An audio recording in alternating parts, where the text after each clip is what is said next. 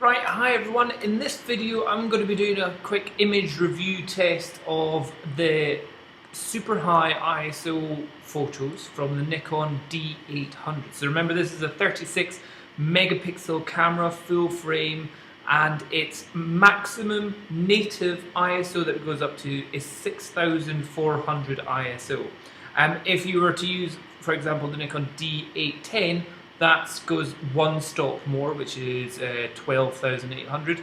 Or if you use the Nikon D750, that's also 12,800 ISO. So this is one stop less in terms of the maximum ISO that you can get.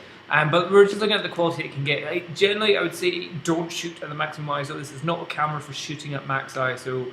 But if you are in a situation where you think, I just need to get the brightness, here we're going to have a good look at what we can get and how much we can manipulate the images afterwards as well.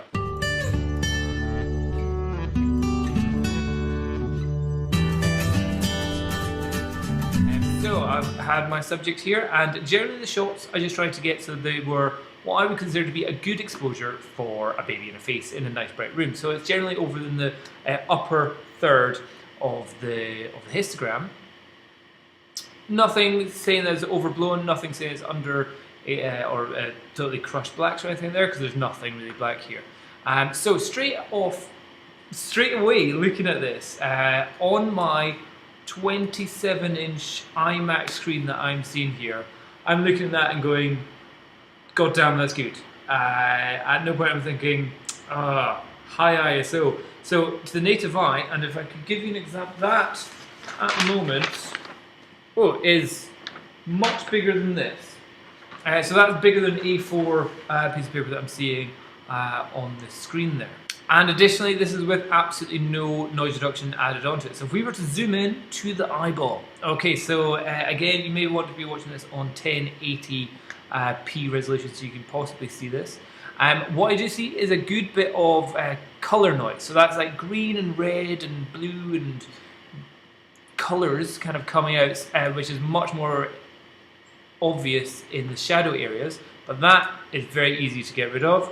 Just even only up to about plus 26 in Lightroom, and that has completely disappeared. And then the rest is just kind of very, very fine grain. If I bring up any luminance noise, bring it up to about 28, you're getting some artifacts going on there if you're bringing it in too much, but otherwise that's astonishingly smooth. So straight off the bat, for what I would consider to be a well exposed image, the noise that you're able to reduce, the reduction that you're able to do in the noise is flawless. However, what I would say is that it does look like it's lost a little bit of sharpness. I don't know, this is at f8 200th of a second, and yet you can still see very shallow bits where there is, in fact, that's, if we were to put sharpening up, you can really see the fabric of the box thing that Logan is having a chew of.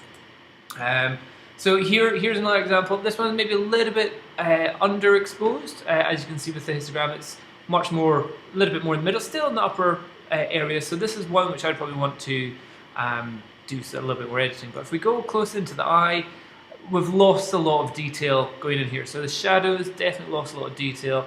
Bring in some color noise reduction. That definitely always bring in color noise reduction if shooting at 6400. And just it's good. It's really, really good. Very hard to complain about what you're doing. In previous cameras, or if you're shooting with a crop frame camera, crop sensor camera, and you're shooting at 6400 ISO, you are going to be dealing with a lot of what they call artifacts. So whenever it's just kind of faked it, and there's just, it almost looks like a crisscross pattern all over the image. But here, again, possibly it could be the fact that it's a 36 million pixel sensor, that you're just able to retain fine details even whenever you are bringing in some noise reduction into the actual image. But otherwise, I'm more than happy with that. But yeah, definitely color noise is obvious from far away, But once you've added those, it looks good. Now, next, okay, so I would say full on, feel happy shooting at ISO 6400. I wouldn't shoot at that if you're shooting a landscape and you want great dynamic range and all that kind of stuff. But let's see, if we are in a tight situation and we need to shoot at this ISO, but we forget to change our settings of some sort. And here I've done what I would consider to be correct exposure, overexposure, and then an underexposure. So let's see how well we can get them all the same. So the exposure setting I've got for this is 1/160th of a second f7.1 ISO 6400 in this image. And I say that's pretty good. I don't think I really need to do any exposure change or highlight change or anything to that image. I'm very happy with that. The only thing I would do, yeah, is definitely add in a little bit of color noise reduction and a little bit, a tiny amount of luminance noise reduction as well. And they're going in, looking great. You can see the individual hairs that make up his almost non-existent eyebrows.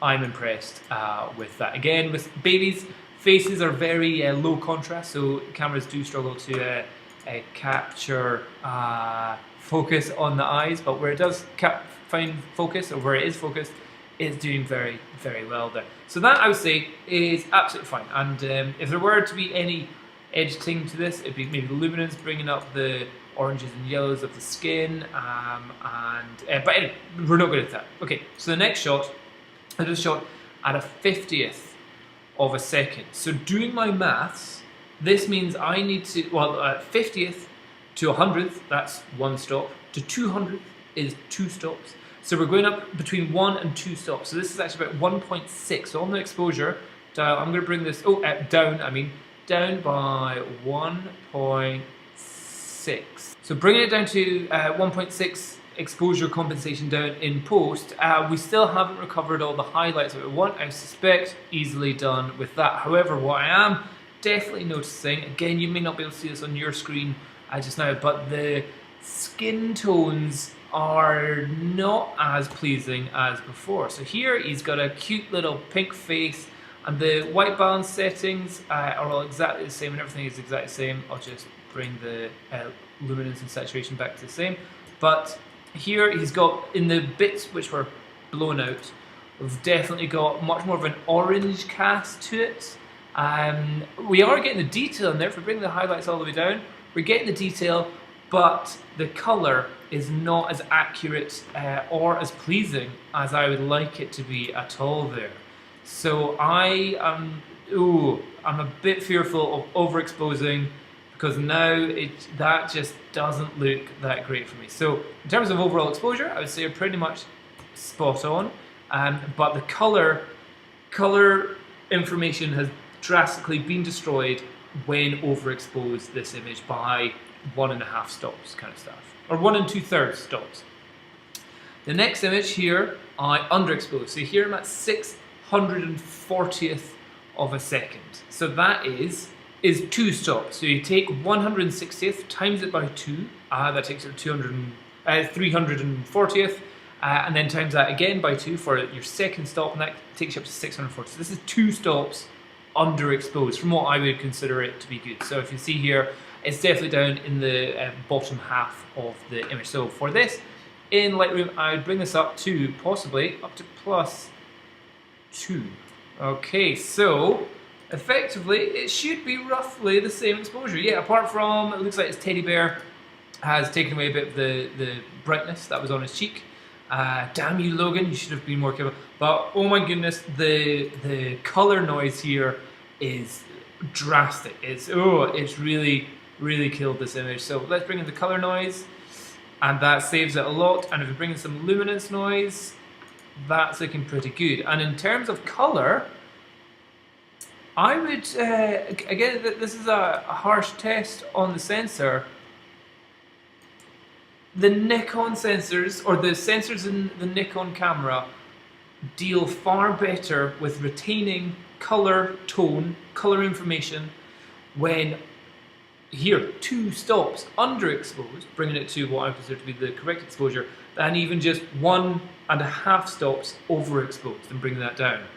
So definitely, once again, with the Nikon D800, as with other Nikons that I've done, underexposing is a far safer method of exposing your images than overexposing if you're in any sort of situation. So there, yeah, definitely I am happier with this underexposed image in post pushed 2 stops brighter than this shot, which is brought down by only 1 2/3 stop back down the way. The colour and everything in the brightness is just not looking quite so good. The noise is less, but the colour is not so good. So that's something that you've got to kind of consider. Is what you're shooting important in terms of the colour or in terms of the noise? Generally 36 megapixel, once you're going to be squeezing it down for something like a wedding album or something, you're not going to notice the noise. However, you may notice the colour degradation to the image.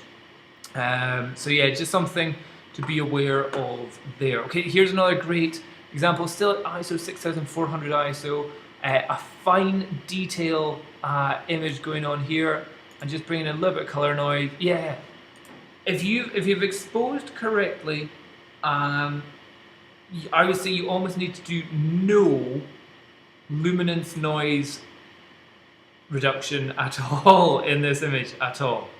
That is amazingly good. If we were to bring shadows up, again, there it's barely anything. It really is impressive. Let's see the other one. So 200th of a second, so maybe a little bit on the, just a third of a stop lower exposed. But yeah, so I would say in conclusion of this test, bring it up in Lightroom, color noise to about 25, color noise reduction to about 25, luminance noise, you barely need to touch it, and especially if you are going to be printing out and you're not going to be doing a huge amount of cropping, you don't really need to do a huge amount. But what I would definitely advise is be careful with overexposing your images. By more than a stop of overexposure, I would say you're losing more information than what you are by a full stop underexposed and bringing that up in post. So this is pretty much the same as what I found with the Nikon D750 image sensor as well, that they definitely retain much more information in the shadows or in the underexposed images compared to the overexposed images. And if you're shooting wedding, I would say that the color information is far more important than a teeny weeny bit of noise or grain.